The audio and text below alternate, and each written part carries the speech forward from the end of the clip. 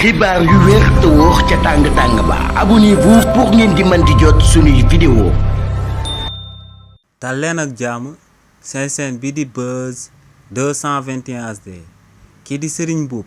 di ak personnalité politique bu kenn dootu présenté ci réew mi di Sénégal di njiitalu parti politique bu ñu dippee ànd nawle waaye tamit dal di nekk meeru Kaolack tey ginnaaw ba mu génnee di daan amal ay activité politique am en tant que maire bu Kaolack mujj woon naa jàppante bu tar moom ak préfet bi nga xam ne moom mooy préfet bu Kaolack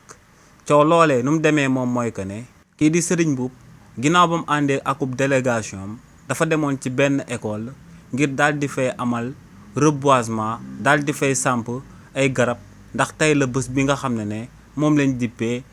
journée internationale de l'arbre si li ni mel nag kookee di Serigne Mboup ginnaaw ba mu àndee ak délégation boobee bay commencé di samp ay garabam préfet bu nekk ca Kaolack da ko fekk ci woon ci bërëb boobee ba noppi digaloon ko moom ak ñim àndal ngir ñu daal di bàyyeekoo ci bërëb boobee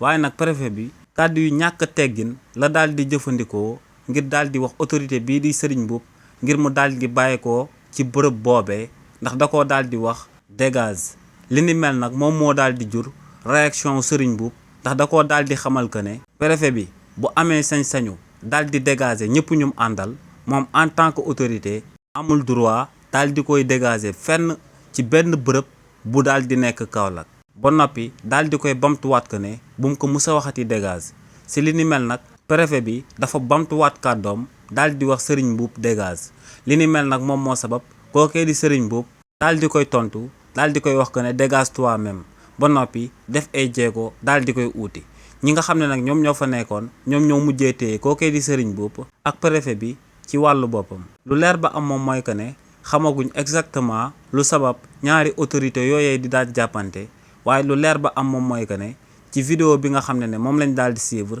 kookee di Serigne Mboup moo ngi xamal préfet bi que ne amul woon droit sax daal di teew ci bërëb boobee ba noppi daal dina koy xamal tamit que ne dina daal di entamer ay poursuites judiciaires jëmale ko ci jëmam ci kàddoom boobee mu yëkkati daal di koy jëmale ci kawam. xibaar yu wér te wóor ca tàng ba abonnez-vous pour ngeen di mën di jot suñuy vidéo.